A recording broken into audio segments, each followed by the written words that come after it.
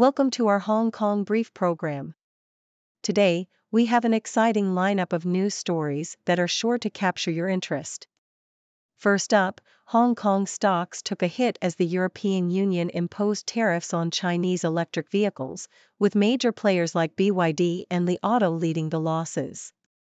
Despite this setback, the Hang Seng Index still managed a weekly gain, thanks to mainland investors focusing on high-yielding stocks. Next, we delve into the inspiring journey of Chinese actress Tang Wei. Known for her role in Ang Lee's Lust, Caution, Tang faced a ban in mainland China but made a remarkable comeback after studying in the UK. Her resilience and determination have won her multiple awards and the admiration of fans worldwide. Lastly, we take you to the magical world of Hong Kong Disneyland, where the trend of Disneybounding is sweeping through. Young Disney fans are dressing up as their favorite plush toys like LinaBell and Duffy, turning the park into a vibrant, fantasy-filled playground. The Hong Kong Tourism Board is promoting this enchanting experience, with significant investments to expand the park's attractions. Please stay tuned for the detailed coverage. South China Morning Post: Hong Kong stocks faced a downturn on Friday as the European Union announced tariffs on Chinese electric vehicle (EV) imports, potentially setting the stage for a trade conflict. This news halted a four-day winning streak, with EV giants BYD and Li Auto leading the losses. The Hang Seng Index dropped by 0.7% to 17,900.09, and the tech index fell by 1.1%.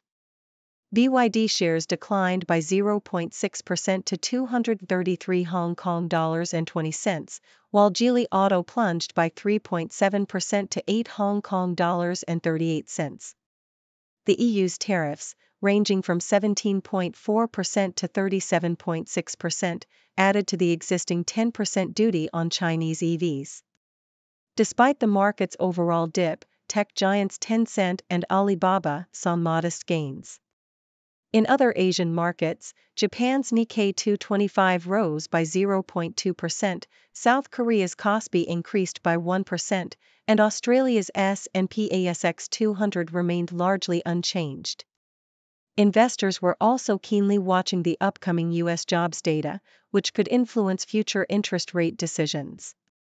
South China Morning Post: At 44, Chinese actress Tang Wei has experienced both the heights of fame and the depths of controversy. She shot to international stardom in 2007 with Ang Lee's film Lust, Caution, earning multiple awards but also facing a ban in mainland China due to the film's explicit content. During her hiatus, Tang studied drama at the University of Reading in the UK and performed in street gigs for extra income. She returned to the screen in 2008 after moving to Hong Kong and made a significant comeback with the film Late Autumn, winning Best Actress at South Korea's Baeksang Arts Awards. Tang's career continued to flourish, and she married director Kim Tae-yong in 2014, with whom she has a daughter. Her ban in mainland China was lifted, allowing her to star in successful films like Finding Mr. Right and its sequel. In 2022, she received international acclaim for her role in Decision to Leave, winning her second Baeksang Best Actress award. Tang's resilience and dedication to her craft have made her a role model for many. CNN: Hong Kong Disneyland is a haven for fans of all ages who love to dress up as their favorite characters, with a particular focus on a plush toy line called Duffy and Friends. LinaBell, a pink fox, has become a fashion icon for young visitors, inspiring them to create whimsical outfits. This trend, known as Disneybounding, allows visitors to evoke their favorite characters through clothing and accessories without violating park rules. The park's picturesque settings, from the snowflake fountain in the world of Frozen to the futuristic Tomorrowland, provide perfect backdrops for social media photos. Visitors from mainland China, Southeast Asia, and beyond flock to the park, drawn by its blend of nostalgia and fantasy. The park's strategy includes themed staycations, special events, and collaborations with popular brands to appeal to Gen Z and millennials. For many, including 37-year-old Mariko Otomo and 24-year-old Enk Wong, visiting Hong Kong Disneyland offers a much-needed escape from daily life, allowing them to indulge in a world of happiness and creativity.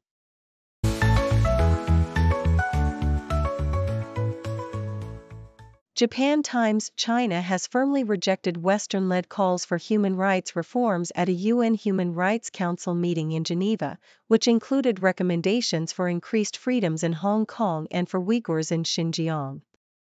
Despite a 2022 UN report suggesting that the detention of Uyghurs and other Muslims in Xinjiang could amount to crimes against humanity, China has denied any wrongdoing. The Council's president, Omar Sniber, noted that China accepted nearly 70% of the over 400 reform recommendations it received, primarily those from its allies, as part of the UN review process. South China Morning Post Hong Kong is navigating a rapidly changing economic landscape, emphasizing the need for talent development and soft skills such as problem-solving, creativity, and cultural intelligence. The city, traditionally a bridge between East and West, is now shifting its focus to include Southeast Asia and the Middle East, and is proactively engaging with international markets. To maintain its competitive edge, Hong Kong must nurture a workforce with both hard and soft skills, leveraging its strengths in education and business support structures. Initiatives like internships and business competitions are crucial for bridging the gap between university education and the workplace, ensuring that Hong Kong remains a dynamic international finance center. South China Morning Post Hong Kong has introduced a new mechanism to automatically renew nearly 400 land leases set to expire in 6 years for an additional 50 years, extending beyond 2047. The extension of government leases ordinance, effective from Friday, also allows over 300,000 commercial, residential, and industrial land leases to be extended upon expiry on June 30, 2047. This move aims to uphold the land policy established in July 1997 and simplify lease extensions, providing stability and boosting investor confidence. Development Minister Bernadette Lin Han-ho emphasized that this ordinance reinforces the one country, two systems principle and fosters favorable conditions for Hong Kong's economic growth.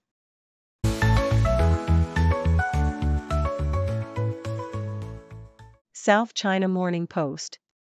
Hong Kong windsurfer Chung Ching-in, once paralyzed by pre-race jitters, now aims for a medal at the Paris Olympics, having learned to channel his nervous energy positively with the help of a sports psychologist.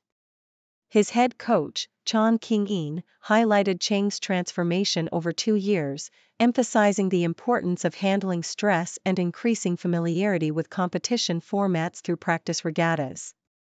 Chung, who secured first place at the 2022 IQ Asian Windsurfing Championships and a bronze at the Asian Games, is optimistic yet realistic about his Olympic journey. His teammate, Ma Quanqing, also eyes a top 8 finish on the new, faster IQ board, reflecting their readiness and excitement for the upcoming races in Marseille. South China Morning Post. Hong Kong's Olympic champion fencer, Chung Ka-long, is poised to defend his title in Paris, with his coach, Greg Koenig, emphasizing the importance of leveraging his intimidating reputation rather than succumbing to pressure. Chung, who rose from world number 19 to Olympic gold in Tokyo, has since added a World Championship bronze and Asian Games gold to his accolades. Koenig's strategy involves creating a mental bubble for Chung to shield him from external pressures, a lesson learned from Chung's defeat in Rio 2016. The coach, who has sacrificed personal time with his family in France to train Chung, believes in the fencer's potential to rewrite history, stressing the need for resilience and mental fortitude in the face of immense Olympic pressure. South China Morning Post. One Harbourgate East Tower, a prime commercial property in Hong Kong's Hung Hom, has been relisted for sale amid a sluggish office market. Seized from Chinese tycoon Chen Hongtian due to a short-term cash flow disruption, the tower, valued at around 7 billion Hong Kong dollars, is up for a new round of bidding, managed by Savills. The property, featuring 279,000 square feet of commercial space and 155 parking spots, is priced between 10,500 Hong Kong dollars and 12,000 Hong Kong dollars per square foot. As the commercial property market adjusts, marked by high vacancy rates and cautious financial institutions, distressed assets like One Harbourgate are becoming attractive investments. The deadline for offers is set for August 20th, reflecting a strategic moment for buyers to acquire high-quality assets at favorable prices.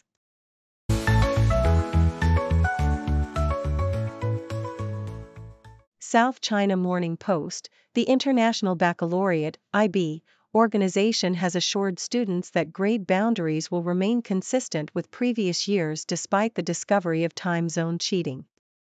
In an email, Matt Glanville, IB's Director of Assessment, emphasized that no student would be disadvantaged due to the cheating incident, which involved students sharing exam details on social media before others in later time zones took the test. The cheating scandal, which affected exams from April 24 to May 17, led to calls for test cancellations or retakes from outraged students. The IB identified a small number of students involved and is reviewing time zone arrangements to prevent future issues. The organization remains committed to maintaining the integrity of the grading process. South China Morning Post, Cecilia Chung, a prominent Hong Kong actress, has navigated a tumultuous career marked by success, scandal, and reinvention. Since her debut at 18, Chung has won 2 Hong Kong Film Awards and ventured into singing, but her career has been marred by personal and professional challenges. Born to a triad-member father and a young mother, her childhood was unstable. Chung's high-profile relationships, including her marriage and subsequent divorce from Nicholas Tsay, and the 2008 celebrity sex photo scandal, have kept her in the public eye.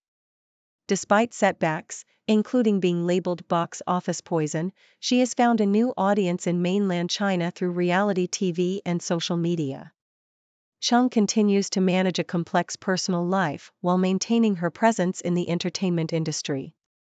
The Sydney Morning Herald, When We Was Fab, Inside the Beatles' Australasian Tour 1964 by Andy Neil and Greg Armstrong delves into the mania surrounding the Beatles' historic tour of Australia and New Zealand. The book captures the hysteria that accompanied the band, overshadowing their actual performances. The authors meticulously document the tour's details, from the logistics and promotional efforts to the fan frenzy and media coverage. The book highlights the cultural impact of the Beatles, contrasting the old-world attitudes of the time with the emerging youth culture. Despite the exhaustive detail, which may overwhelm casual readers, the book serves as a comprehensive chronicle of a pivotal moment in pop culture history, reflecting on the lasting legacy of the Beatles' influence on Australia and New Zealand.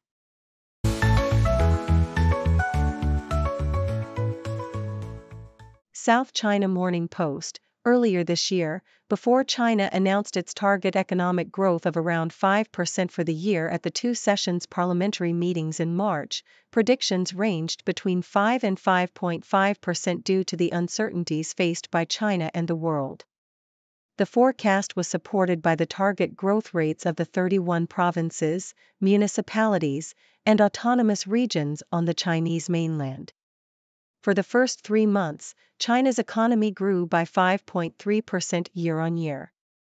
By the end of May, the International Monetary Fund raised its annual GDP forecast for China to 5% from 4.6%. Industrial enterprises saw a 6.2% increase in value added, while the services industry production index rose by 5% for January-May. Despite these positive indicators, retail sales and fixed asset investment lagged behind real GDP growth, highlighting the need for increased aggregate demand. Potential solutions include boosting household consumption by increasing disposable income and extending mandatory education to 12 years, which would create significant demand for teachers and construction, thus revitalizing multiple sectors and alleviating youth unemployment. South China Morning Post, the live blog of the 2024 UK general election reveals a predicted landslide victory for Keir Starmer's Labour Party, decimating Prime Minister Rishi Sunak's Conservative Party. To form a majority government, Labour needs at least 326 seats in the 650-seat parliament. Starmer's campaign, built around the message of change, resonates with voters frustrated by the cost of living crisis, long healthcare waiting times, high immigration levels, and Brexit-related issues. The Conservative Party, in power for 14 years under 5 different prime ministers, faces significant challenges, including potential losses to Nigel Farage's anti-immigration Reform UK. The election also sees the political engagement of the UK Indian diaspora and Hong Kongers in the UK. As vote counting continues, the live blog provides real-time updates on election race results and reactions. South China Morning Post, exploring the rich history and impact of Asian martial arts, the article delves into Chinese Sanda and Korean Taekwondo. Sanda, a Chinese self-defense system and combat sport, was created in 1979 by the Chinese government's General Administration of Sport. It combines traditional Chinese martial arts with modern combat techniques, incorporating elements from boxing, shui jiao, Chinese wrestling, wushu, taekwondo, karate, and Muay Thai. Sanda emphasizes respect and martial morality, balancing both martial and literary virtues. Korean Taekwondo, although a newer martial art, has roots in ancient Korean martial arts like Taekyon and setback. Consolidated in the 1950s, Taekwondo evolved with influences from Japanese karate and other Asian martial arts. It is known for its dynamic kicks and emphasizes respect and honor, reflecting traditional Korean cultural values. Both martial arts have gained international recognition, with Taekwondo becoming an Olympic sport in 2000 and Sanda fighters succeeding in the UFC.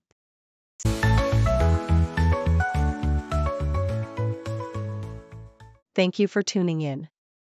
The content above showcases the latest briefing reports and analytical synopses, thoughtfully curated by the 6Do team. These insights stem from a wide array of reputable media outlets, think tanks, government sources, and specialized experts worldwide. We encourage you to explore these sources for a comprehensive perspective. Keep in mind that while the content may not always align with the official standpoint of 6Do Brief, it's not meant to be taken as absolute directives for decision-making. Comprising seasoned media professionals, learned scholars, and accomplished scientists, the 6Do team embodies a trailblazing, fully independent media entity. To customize 6Do Brief to meet your professional needs, you have the option to subscribe to a diverse array of briefings on our website, 6dobrief.com. Regardless of your location, you can conveniently receive 6Do Brief via email. Lights dim, voices loud, headlines flashing wild. We're in a frame and now, stories told, it's time to plow. Eyes glued, truth pursued, understanding woven through. Heartbeats race breaking through, knowledge spreads the new view. Breaking the news, breaking the day, truth and insight our way. Every story, every play, live and clear we convey. Shadows lift, facts unfold, moments chasing, stories told. Heroes, villains, tales of old. In this hour, truth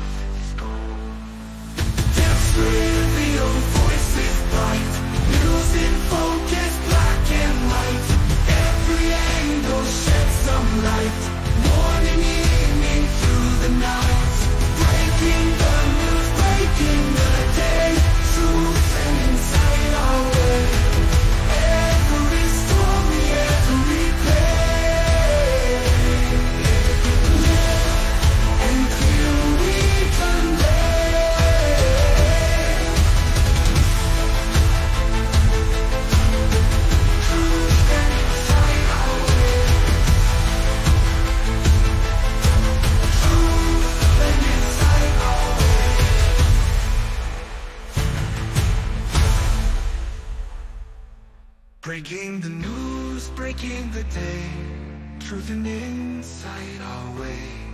Every story, every play, living clear we convey.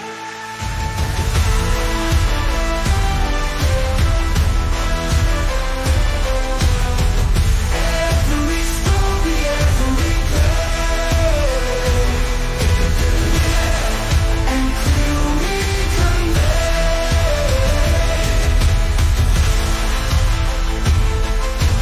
Truth and insight our way. Truth and insight our way.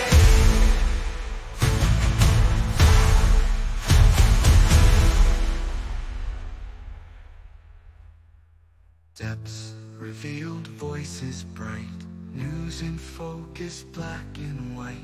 Every angle sheds some light, morning, evening, through the night.